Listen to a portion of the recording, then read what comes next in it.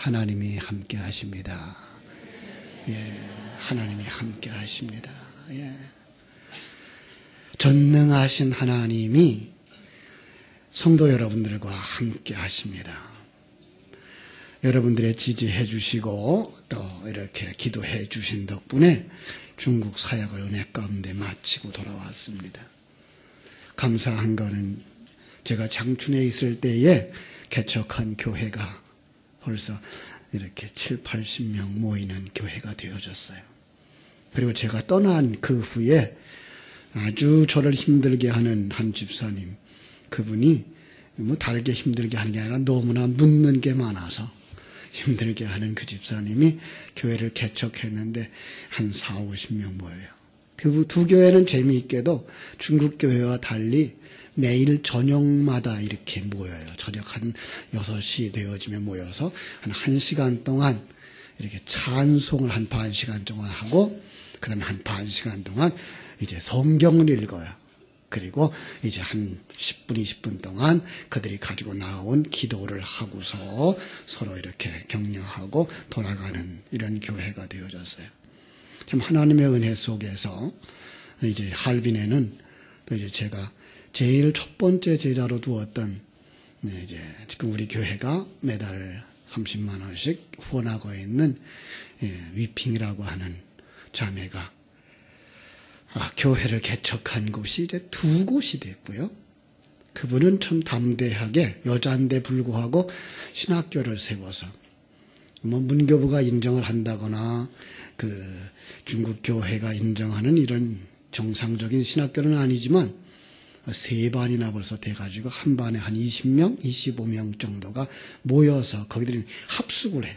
매일 같이 먹고 같이 공부하면서 2년 동안 공부하는데 그게 2반, 그 다음에 음악을 공부하고 합창을 공부하는 반이 1반, 그리고 졸업하고 목회하는 사람들끼리 한 달에 한 주간씩 모여서 공부하는 반이 1반. 그래서 거의 한 200명 정도 이렇게 100명 정도 되는 학생들을 이끌고 있는 이런 우리 사역자가 돼 있어요.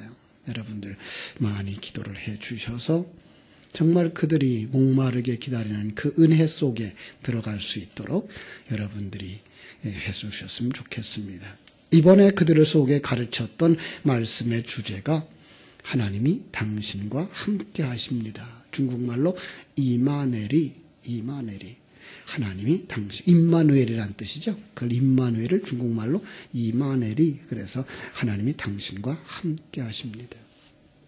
많은 사람들이 성경 공부를 하고 있어요. 한국에도 그렇고 중국에도 그렇고 성경 공부를 하는데 지식이 많고 성경을 많이 아는 사람들이 누리지 못하는 것이 있는데 그게 바로 하나님이 나와 함께하고 계시다라는 이 진리와 삶이에요. 하나님이 나와 함께하고 있다는 사실에 대해서 누리지 못해요. 그 누림이 없으면 기쁨을 누리지 못하는 거예요. 그 누림이 없으면 삶 속에 한숨이 나오고, 그리고 사람들을 향하여서 불평과 원망이 나오는 거예요. 오늘 본문에도 성경은 말하죠. 기뻐하라, 감사하라, 기도하라 하는데 오늘을 살아가는 사람들에게 기쁨을 찾아볼 수가 없다는 거예요.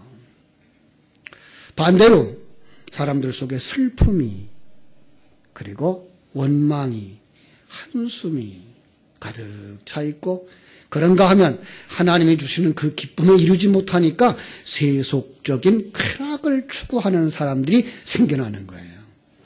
하나님은 기뻐하라, 기도하라, 감사하라 하는데 왜 성도들은 이 기쁨과 감사에 이르지 못하고 슬픔과 원망과 한탄하는 삶을 살게 됐을까? 그것은 바로 사단의 공격이라는 거예요. 사단은 우리에게 아주 무서운 모습으로 다가오기도 해요. 그래서 처음 이렇게 신앙생활하는 많은 사람들 가운데에는 상당히 많은 사람들이 그 하나님에 대한 두려움으로 가득 차 있어요. 심지어는 잠자리에 들어서도 불을 켜놓고 잠을 자든지 두세 사람이 같이 자야만 하는 이 가위에 눌리는 사람들이 많다는 거예요. 참 안타까운 거죠. 자, 왜 그런가 하면 그들 속에 이 사단이 크게 보여서 그래요. 사단이 두렵게 보여서 그래요.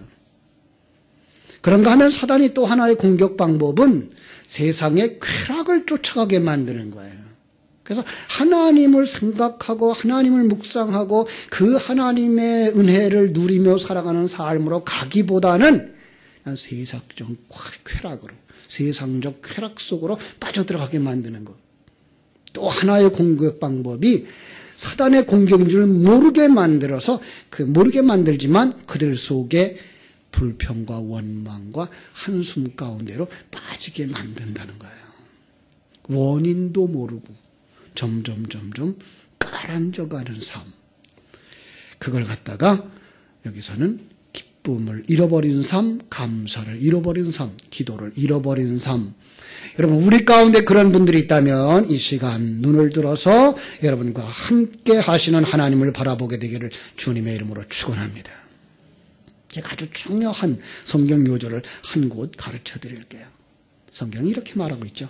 우리같이 기력이 빠지고 점점 쇠약해지고 한숨과 원망이 많아지는 이들을 향하여서 두려워하지 마라. 내가 너와 함께 하지 않느냐. 놀라지 마라. 나는 네 하나님이지 않느냐. 내가 너를 굳세게 하리라. 참으로 너를 도와주리라. 참으로 나의 의로운 손으로 너를 붙들리라. 이사야서 41장 10절 말씀입니다. 나와 함께 하시는 그 하나님이 우리에게 두려워하지 말라고 말씀하고 있으며 놀라지 말라고 말씀하고 계시며 도와주시고 있다고, 오른손으로 붙들고 있다고. 완료형으로, 히브리어의 완료형은 한 번 붙들고 있다면 영원히 놓지 않고 붙들고 있다는 거예요. 그 하나님이 여러분들의 등 뒤에서 여러분들을 붙들고 계시는 것, 보는 눈이 열려지기를 주님의 이름으로 축원합니다. 그래서 언제나 나의 등 뒤에서 나를 도우시는 주 찬송하며 하나님이 허락하신 여러분의 삶의 환경을 건강하게 승리의 길로 걸어가게 되기를 주님의 이름으로 축원합니다. 특별히 오늘 본문은 데살로니가 교회에게 말씀하시는데요. 이 데살로니가 교회는 마게도냐의 도시입니다. 바울이 두 번째 전도 여행을 하다가 이곳에서 전도한 결과로 세워진 교회. 그런데 유대인들이 그만 바울에 의해서 소동을 하고 소송을 일으키는 바람에 바울이 그곳을 떠났어요. 얼마나 안타깝겠어요. 제가 중국 교회를 두고 온 그 후에 가지는 그 안타까움보다 더 했겠지요.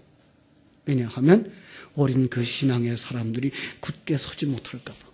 사단의 공격으로 다시 넘어질까 봐. 그런데 감사하게도 디모데를 통해서 그 데살로니가 교회에 소식을 전해 들은 거예요.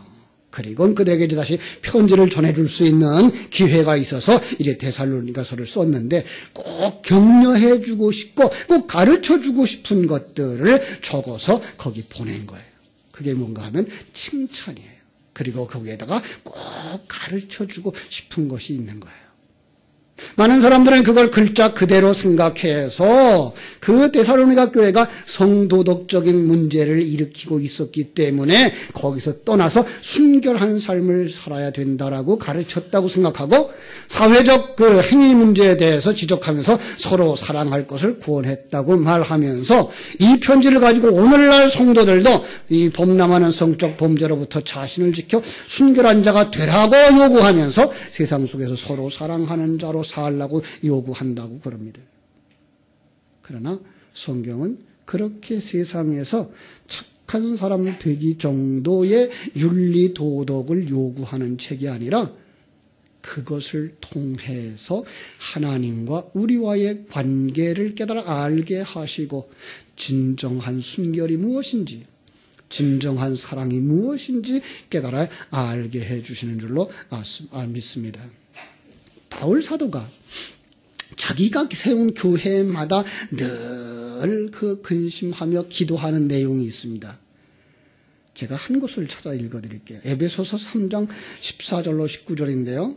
그 교회가 어떻게 되기를 원하는가 하면 3장 14절 이러므로 내가 하늘과 땅에 있는 각 족속에게 이름을 주신 아버지 앞에 무릎을 꿇고 부인오니 그의 영광의 풍성함을 따라 성령으로 말미암아 너의 속사람을 능력으로 강건하게 하시오며 믿음으로 말미암아 그리스도께서 너의 마음에 계시게 하옵시고 너희가 사랑 가운데서 뿌리가 박히고 터가 굳어져서 능히 모든 성도와 함께 지식에 넘치는 그리스도의 사랑을 알고 그 사랑의 너비와 길이와 높이와 깊이가 어떠함을 깨달아 하나님의 모든 충만하신 것으로 너에게 충만하기를 원하노라.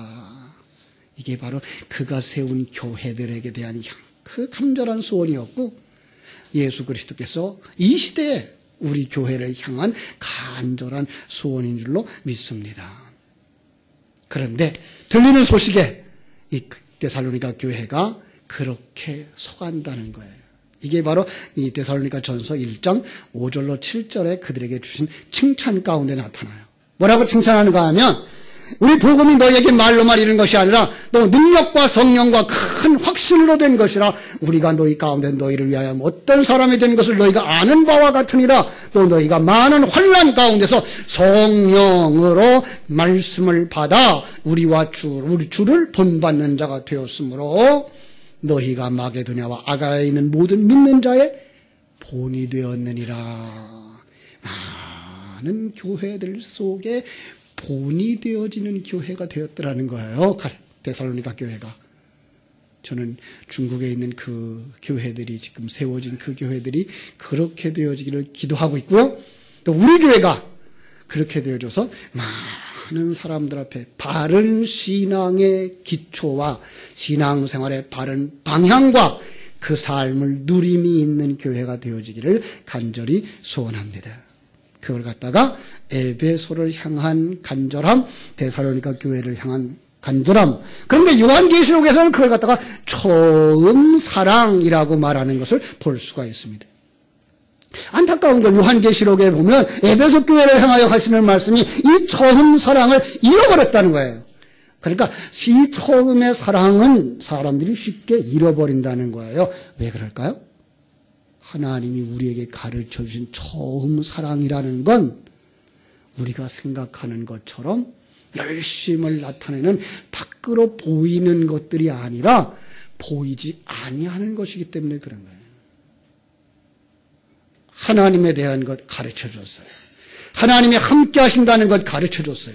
하나님이 당신을 인도하고 계시다는 것 가르쳐 줬어요. 그런데 그게 보이지가 않는 거예요. 누려지지가 않는 거예요. 그때 사단이 보이는 거 가지고 나와서 그것도 중요하지만 이것도 중요하단다라고 턱 내놓으면 사람들은 보이지 않는 것에 대한 관심보단 보이는 것에 대한 관심이 많아져서 그리로 쏙 흘려가는 거예요. 그걸 에베소 교회는 뭐라 그래요? 처음 사랑을 잃어버렸다 그러고, 갈라디아서에서 그걸 갖다가 내가 다른 복음을 받아들였다 이렇게 말하고 있고, 그리고 이 데살로니가 교회를 향해서는 네가 기쁨과 기도와 감사를 잃어버렸다라고 말하는 거예요. 이게 바로 처음 사랑을 잃어버린 거라는 거예요. 그래서 첫 번째로 이런 주제를 우리가 생각할 수 있어요. 성경이 말하고 있는 기쁨, 기도, 감사는 처음 사랑이다. 우리 한번 따라합시다. 기쁨, 기도, 감사는 처음 사랑이다. 예, 정확하게 말하면 처음 사랑을, 하나님의 사랑을 가진 사람들에게서 나타나는 성령의 열매가 기쁨이요, 기도요, 감사라고 하는 것입니다. 사람들이 오해하는 게 있어요. 처음 사랑을, 많은 사람들이 시간이 지난 다음에 성도들을 향하여 하는 말이 처음 사랑이 없어졌어요. 내가 처음에 열심히 없어졌어요. 그러니까 그 처음 사랑이라는 말을 어떻게 해석하고 있는가 하면 그가 처음 교회에 나왔을 때 열심으로 교회에 참석하고 열심으로 봉사하고 열심으로 예배했었는데 그걸 처음 사랑이라고 그러는 거예요. 그럴까요? 성경이 말하고 있는 사랑이 뭔지 알면 그것이 아닌 어떤 것인 것을 발견할 수가 있는데, 아주 쉬운 예를 요한복음 21장에서 제가 예로 드릴게요. 여러분 다 아시는 얘기예요. 예수님 부활한 다음에 디베랴 호숫가로 갔어요. 베드로와 그 제자들이 디베랴 호숫가에 가서 고기잡이를 했어요. 밤새도록 고기를 잡았어요. 그들은 고기 잡는 전문가예요. 그런데도 하나도 못 잡았어요. 저 바닷가에서 어떤 사람이 소리쳐 외칩니다. 여보시오, 고기가 좀 있어. 코가 석자 하나 빠진 그들이 하나도 없어요. 못 잡았어요. 그런데 그 들리는 소리, 배 오른편에다 그물을 내리시면 고기가 잡힐 겁니다. 누군지도 안 몰라요. 그리고 자기들은 자기 딴의 전문가라고 생각하는 거예요. 이거에 관한 한 나는 전문가예요. 누구의 말도 듣지 않을 만한 그런 사람. 그런데 놀라운 건 그들이 순종하는 거예요. 순종해서 그물을 내렸더니 고기가 많이 잡혔어요. 우리가 잘 아는 대로 세어봤더니 몇 마리? 153마리. 그 153마리라는 뜻을, 재미있는 것은 하나님의 아들이라는 한자를 헬라어로 써놓고 한자 한자, 그 헬라어 한자 한자에 나오는 숫자 값을 다 모아놓으니까 이게 153이에요. 그러니까 결국은 주의 말씀에 순종하여 오른쪽에 그물을 내려서 잡는 그건 누구더라? 하나님의 아들들이더라 라는 얘기예요. 이걸 깨달아 안 베드로가 그냥 헤엄쳐 와서 예수님 앞에 무릎을 꿇는 거예요. 그때에 예수님이 그에게 묻습니다. 시몬의 아들 요한아, 네가 나를 사랑하느냐? 여기 있습니다. 네가 나를 사랑하느냐? 자, 이 사랑이 뭘까요? 그냥 사람들이 감정적으로 잘해주는 것, 잘 대해주는 것, 그 정도가 아니에요. 왜냐하면 요한일서 4장 18절에 그 사랑에 대해 이렇게 말하고 있기 때문에 그래요. 사랑 안에 두려움이 없고 온전한 사랑이 두려움을 내쫓나니 두려움에는 형벌이 있음이라. 두려워하는 자는 사랑 안에서 온전히 이루지 못하였느니라. 그렇습니다. 네가 나를 사랑하느냐? 그 사랑은 인간의 감정이 아니고 뭐 하는 거냐? 네가 나를 아느냐라는 거예요. 안다는 말은 아주 쉽게 목수의 아들인 예수를 아느냐가 아니고 목수의 아들 예수에게 담아주신 성자 하나님 삼위일체 하나님의 존재와 그 하나님이 계획하심과 그 하나님의 계획이 지금 당신 속에서 이루어지고 있는 것을 아느냐라는 질문이었던 거예요. 이걸 뭐에다가 담았어요? 네가 나를 사랑하느냐라는 거예요. 그걸 갖다가 하나님을 사랑하는 것, 하나님을 사랑하는 것이란 단어 속에 하나님의 존재를 알고 그분이 지금 나를 창조하시고 섭리하시고 경륜하심을 알고 거기에 자기의 삶을 맡기는 그 믿음의 표현을 뭐라 그런다? 하나님을 사랑하는 것이라고 말하는 거예요. 그 사람에게 무엇이 없어요? 두려움이 없다는 거예요. 하나님을 알고 그 하나님이 함께하는 삶을 누리는 그 사람의 삶 속에는 두려움이 없는 거예요. 여러분, 혹 여러분 속에 인생에 대한 두려움, 삶에 대한 두려움이 있습니까? 오늘 이 말씀을 통해서 여러분 속에 모든 두려움이 아침 이슬이 사라짐과 같이 사라지게 되기를 주님의 이름으로 축원합니다. 두려움에는 형벌이 따른대요. 두려운 자는 지옥에 간대요. 왜요? 그건 하나님을 모르는 자이기 때문이라는 거예요. 그렇습니다. 주님께서 베드로에게 묻습니다. 네가 나를 아느냐? 네가 하나님을 아느냐? 하나님의 계획을 아느냐? 하나님이 너와 함께 하심을 아느냐? 예, 내가 주를 사랑하는 줄을 주께서 아십니다. 그랬더니 뭐라 그래요? 내 어린 양을 먹이라. 여기 있습니다. 그것 가지고 뭐하라? 믿음의 어린 자들에게 먹여주어 그들로 하여금 하나님의 존재를 알게 하고 하나님이 함께 하심을 알게 하고 하나님이 당신을 만들어가고 있음을 알게 하여 그로 하여금 이 은혜의 자리에 이르게 하라. 얼마나 감사한 일이에요. 이게 우리들에게 보이는 거예요. 그걸 갖다가 처음 사랑이라고 그래요.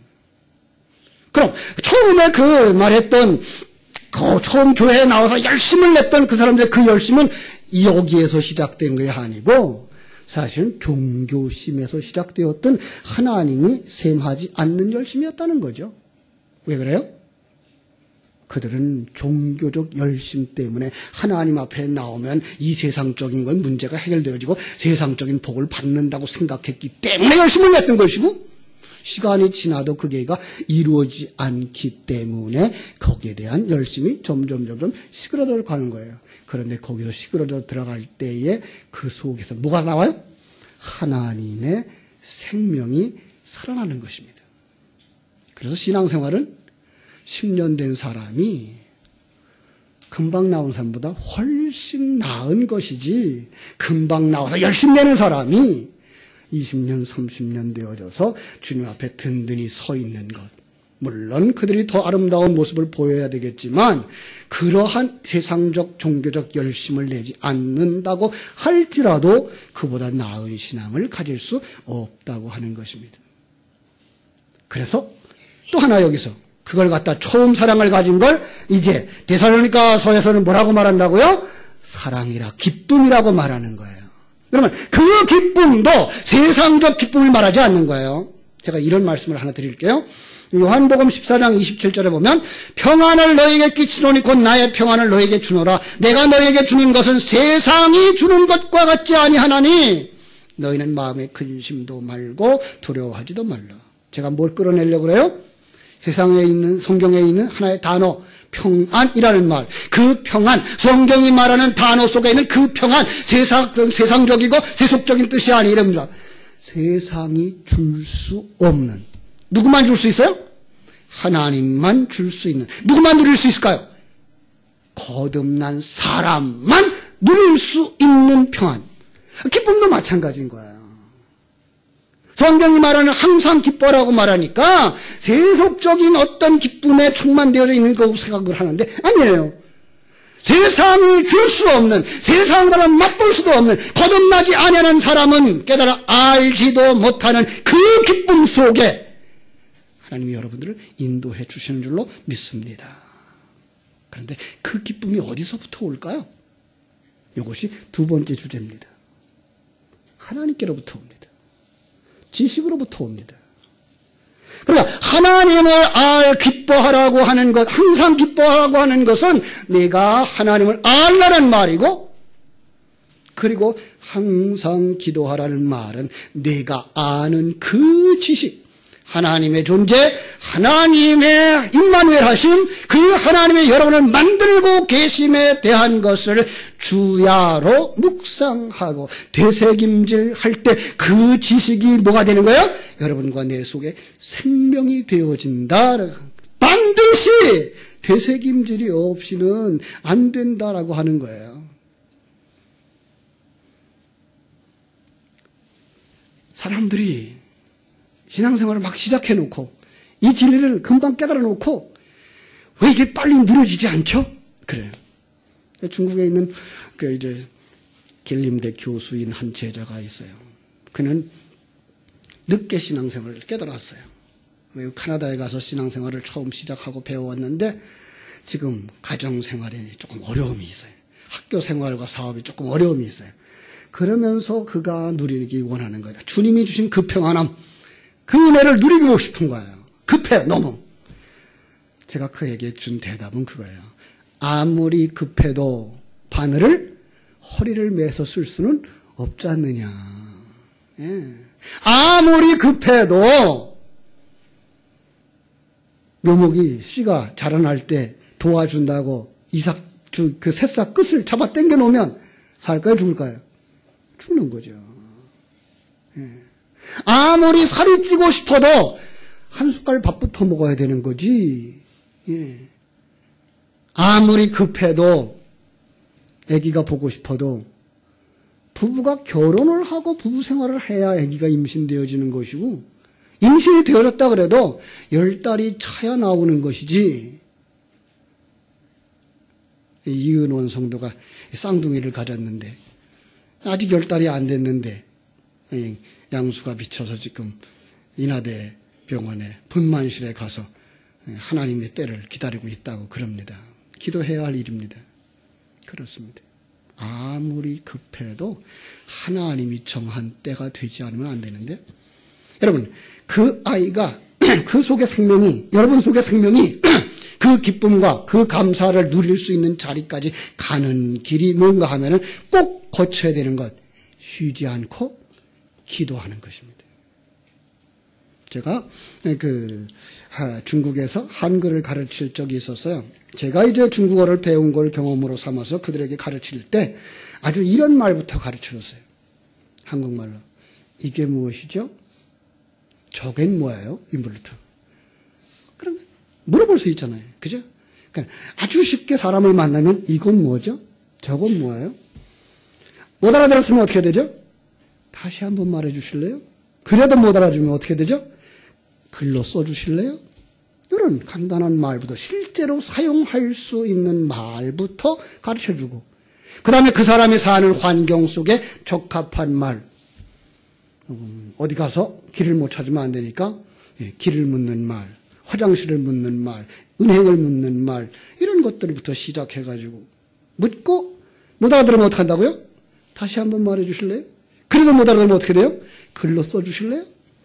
감사합니다. 이렇게 해서 그의 환경 속에서. 그런데 그 말도 어떻게 써먹는다고요?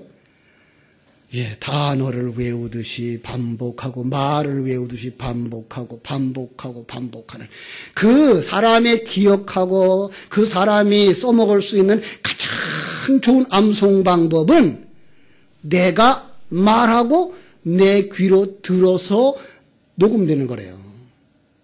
그러니까 외국어를 공부를 잘할 수 있는 사람은 입술을 열어서 말하는 사람인 거예요. 이건 바로 진리에도 마찬가지인 거예요. 하나님의 약속이 주어졌어요. 그런데 그 약속이 뭐 해야 돼요? 내 속에 생명이 되어지지 않으면 그건 나와 상관이 없다는 거예요. 제가 재미난 성경 구절 한 글 더 알려드릴게요. 에스겔서 36장 37절. 여러분, 외우고 싶죠? 그죠? 에스겔서 어디? 36장 37절. 예, 뭐라고 말했는가 하면, 나 주 여호와가 말하노라. 그래, 너 이스라엘 족속이 이와 같이 자기들에게 이루어 주시기를 내게 구하여야 할지니라. 하나님이 약속했어요. 다시 나라를 회복시켜 줄 거다. 그런데 뭐 해야 된다? 기도해야 된다는 거예요. 여러분, 이걸 어떤 나라를 회복시키는 이야기하다만 국한되어지면 조금 이해하기가 쉽지 않아요. 그런데 그 나라가 하나님의 나라예요. 여러분, 하나님의 나라는 어디에서 이루어져야 됩니까? 내 안에서부터 이루어져야 되는 거예요. 하나님이 여러분을 하늘나라 만드시겠다고 계획했어요. 그런데 그 하나님의 나라가 되어지는 그 과정 속에는 반드시 나의 기도가 따라야 되는 거예요. 성령님이 그 일을 계획하고 이루시지만 반드시 내가 그 일을 위하여 기도해야 된다는 거예요. 예. 하나님의 뜻을 깨닫는 것, 지식이에요. 그 지식이 내 속에 들어와서 생명이 되어지는 가장 중요한 방법, 뭐라고요? 되새김, 반복하는 거. 성경은 이걸 갖다가 기도라는 단어 속에다 담아주면서 어떻게 기도하라? 쉬지 말고 기도하라. 되새김질하면 그 지식이 뭐가 되어져요? 생명이 되어지고, 그 생명에 여러분의 인생을 맡길 수가 있는 자가 되어지는 것. 그가 뭐 하는 거예요?